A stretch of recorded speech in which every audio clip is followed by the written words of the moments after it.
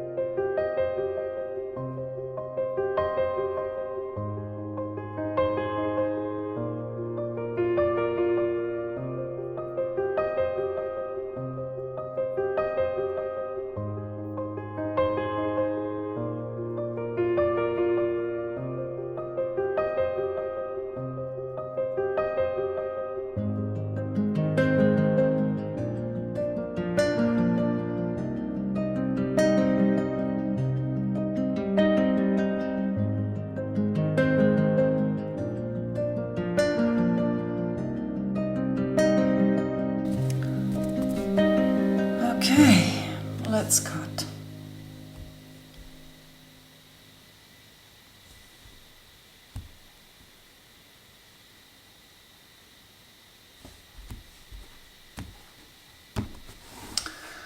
More tea. Lots more tea working with the Thoth Tarot, I think.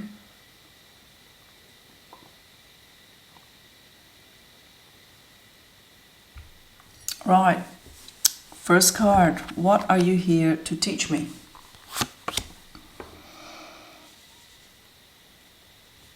Justice. Ooh. Okay. Second card. How can I best work with you? Ten of Cups. Ooh, I like that. And you know what strikes me straight away with this Ten of Cups? I think it's saying to not have any preconceived negative ideas about it, which I certainly did in the past, as I mentioned, for the reasons that I mentioned, and to come to the party with, a positive, emotionally happy frame of mind, emotionally fulfilled frame of mind, because this is how can I best work with you. All right, so I'm surprised by that, but I do like it, of course, to see at the Ten of Cups, rightio. So that's number 2. Third card, what are your strengths as a deck? 3 of Cups. That's really beautiful. Wow. I think I might have been too unfair in judging this deck the way I did. Perhaps that's what it's trying to let me know. I mean, we'll see what the rest of the reading is saying, but what are your strengths as a deck? The 3 of Cups. And of course I've got to look at what the keywords are, because they will give me additional information.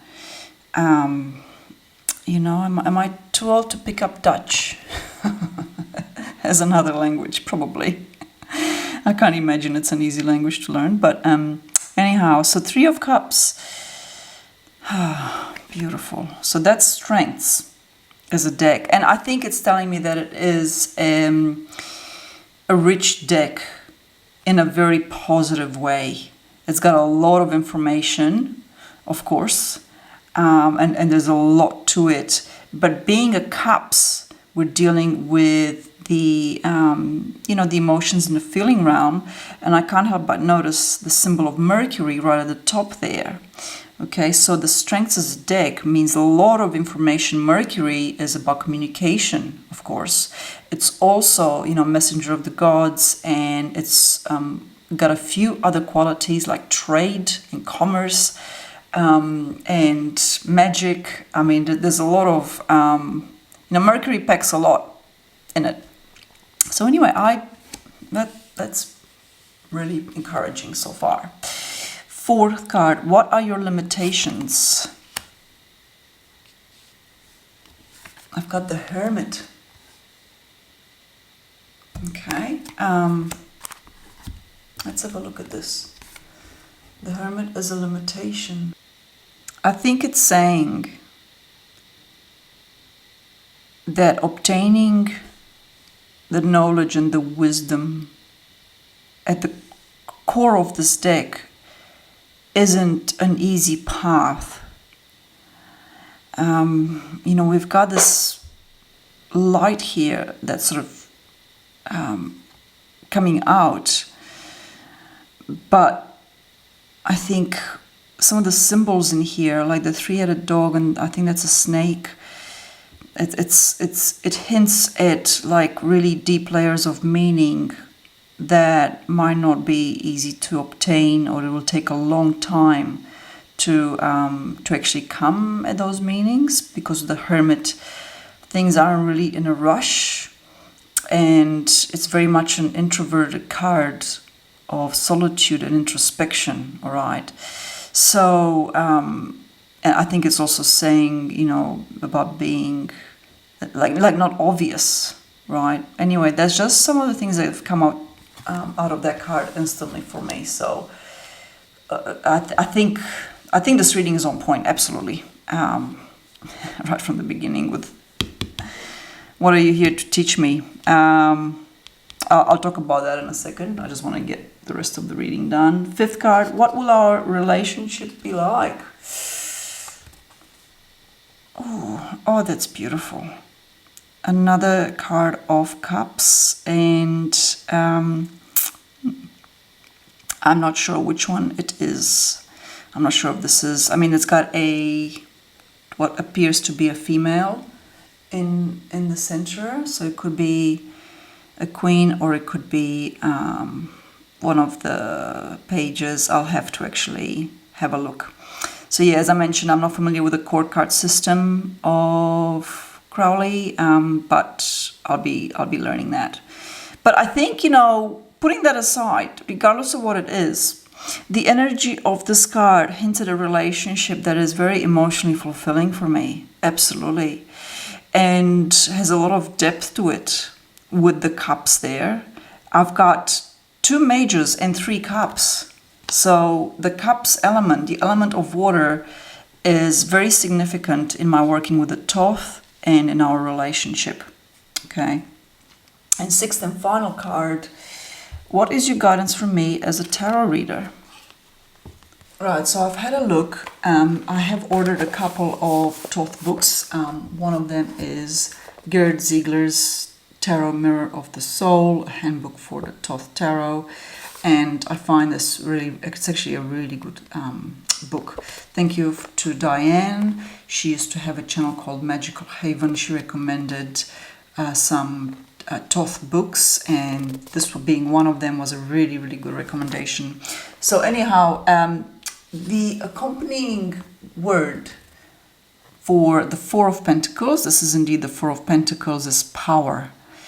And I think this is the crux of the reading. It stands right in the middle, and it's my guidance as a tarot reader, and I take that to be about personal power and ensuring that my integrity and the way that I use my own personal power is in line and in a way subservient to the greater spirit, the source, whatever you wish to call it. But I also think it serves to let me know that I certainly have this power and not to doubt it. And it's, you know, power is one of those things, like I mentioned earlier when I was talking about Crowley. Power corrupts and absolute power corrupts, absolutely. And it's not that that's always the case. We will find throughout history people that had power and used it wisely and justly and with compassion and with integrity above all. It's just that it's easy to it's easy to get corrupted by that as a human being. And that's a bigger discussion to be had for another time. But look, all in all, this reading is really, really potent. So what are you here to teach me is the Justice card. And I didn't talk about this at the very beginning, but I just want to say that it's about balance. It's a major arcana, so it's really, really significant that I think it's teaching me how to use my mind in a very rational and balanced way. That's really how I see that. But it's a really big lesson. Right, so that's the Justice card there. And having a look at the book as well, the keyword for it is adjustment.